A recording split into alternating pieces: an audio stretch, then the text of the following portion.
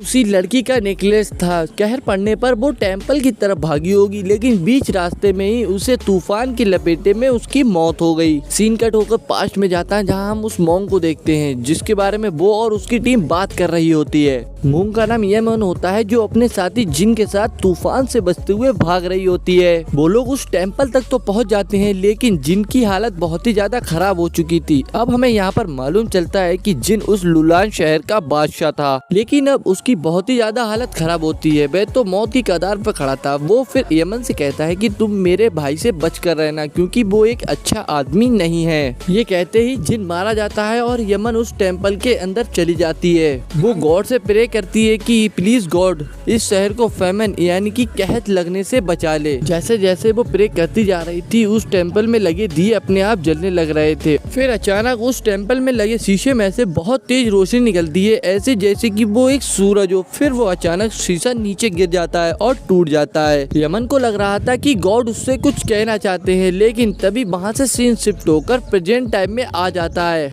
वहाँ वो और उसकी टीम को देख रहे थे, जो लुलान शहर से इकट्ठा करी हुई चीजें वापस अपनी यूनिवर्सिटी की तरफ ले जा रहे होते हैं। वो सभी लोग इस बात से अनजान थे कि उनके पीछे कोई लगा हुआ है। फिर हमें ट्रेन में बैठे दो आदमी दिखाए जाते हैं, जो कि इनके ऊपर नजर रख रहे थे। ये कोई और नहीं होते हैं, बल्कि जॉन के द्वारा भेजे गए उसके साथी होते हैं। वो उनसे सारी चीजें लेकर अपने पास रखना चाहता है, क्योंकि लुलान शहर आज से 800 साल पहले ही खत्म हो चुका था, और आज के जमाने में कोई भी उसकी खोज करेगा तो सरकार की तरफ से उसे बहुत ही बड़ा इनाम दिया जाएगा। लुलान शहर से सारे सबूत और सारी चीजें खुद हासिल कर कर वह सरकार की तरफ से एक बड़ा इनाम खुद पाना चाहता था। अब दिखाया जाता है कि जॉन के आदमी बू को मारने वाले होते हैं, क्योंकि बू ने लुलान शहर का सारा सामान उनके हाथों से बचा लिया था। वो दोनों बू को मारने वाले होते हैं, तभी ट्रेन में बैठे सारे पैसेंजर खड़े हो जाते हैं और उनके हाथ में एक पिस्टल भी होती है। हमें पता चलता है कि ये लोग चाइनीज सोल्जर थे और ये लोग जॉन के साथियों को उठाकर ट्रेन के बाहर फेंक देते हैं। अब यहाँ बू अपना सारा सामान चेक करने लगता है, तभी वहाँ पर हमें वही मिरर दिखाया जाता है कि जो 800 साल पहले यमन के पास दिखाया गया था। अब बू बहुत ही ज्यादा डर जाता है, क्योंकि ये मिरर तो टूटा हुआ था। वो बहुत ही ज्यादा परेशान था कि उसे लग रहा था कि ये शायद मेरी वजह से हुआ है, लेकिन वो हकीकत नहीं जानता था। अब बू उस शीशे को अपने घर पर लेकर आता है और उस शीशे को जोड़ने की कोशिश करता है, लेकिन वो शीशा नहीं जुड़ता। लेकिन अब सीन शिफ्ट होकर हमें पास्ट में दिखाया जाता है कि टूटे हुए शीशे को देखकर गॉड से प्रे कर रही होती है कि वो सब कुछ ठीक कर दें।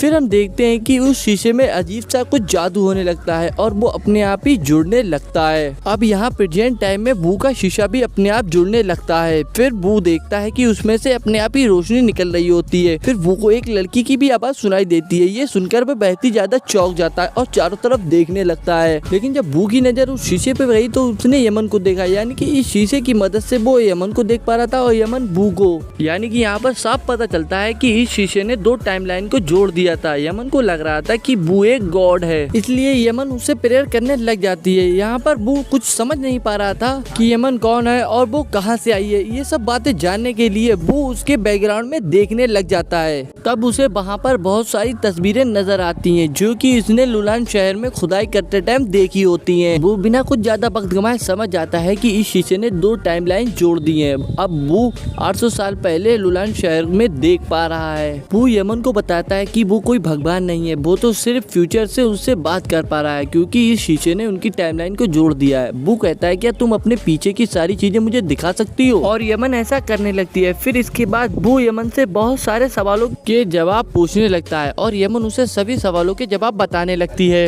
लुलान शहर के बारे में जो ये लोग जानना चाहते थे, बू ने यमन के जरिए से वो सारी चीजें पता कर ली होती है। बू तो बहुत ही ज्यादा खुश होता है, क्योंकि उसे सब सवालों के जवाब मिल चुके थे। वो यमन से और सवाल कर पाता, तब तक वो देखता है कि यमन की तबीयत बहुत ही ज्यादा खराब होने लगी है। वो जल्दी से यमन के लिए फ्रिज में से कुछ खाने को लेकर आता है और यमन अपना हाथ बढ़ाकर उस खाने को ले लेती है। यमन उसको खाने लगती है। खाने के दौरान पता चलता है कि ये तो बहुत ही अच्छी चीज है। यमन ने कभी भी अपनी जिंदगी में ऐसी चीज नहीं खाई होती है। और खाते खाते यमन बू से बातें करने लगती है। देखते देखते इन दोनों के दरमियान में बहुत अच्छी इंटरेस्टिंग बन जाती है। अब हमें दिखाया जाता है कि थोड़ी देर में यमन के द्वारा बताई गई बातों के जरिए से बू बहुत ही जल्दी एक बुक भी लिख देता है। इतनी बड़ी खोज के लिए बू को गवर्नमेंट की तरफ से बहुत बड़ा इनाम भी दिया जाता है। फिर हम देखते हैं कि इस जर्मनी में जॉन भी था, जो बू की इस कामयाबी को देखकर बहुत ही ज्यादा हैरान होता है। उसको समझ नहीं आ रहा था कि बू ने इतनी जल्दी इन सब सच्चाइयों का पता कैसे लगा लिया था। वो समझ जाता है कि इसके पीछे बू का कोई हाथ है। तभी वो अपने घर पर जाता है और यमन से फिर से कांटेक्ट करने की कोशिश करता है, लेकिन यहाँ यमन बहुत ही ज्यादा उदास होती है। बू उससे पूछता है कि क्या हुआ तुम्हें। तभी यमन बताती है कि यहाँ पर बहुत बड़ी तबाही आ चुकी है और हमारे यहाँ का राजा बहुत बुरा है। जो पहले का राजा था वो बहुत बढ़िया था, उसके भाई ने उसके संग गद्दारी कर दी और सारी हुकूमत अपने नाम कर ली थी। ये सारी हुकूमत खुद संभाल ली और उसके बाद से ये शहर तबाही की तरफ जाता जा रहा है। यमन बू को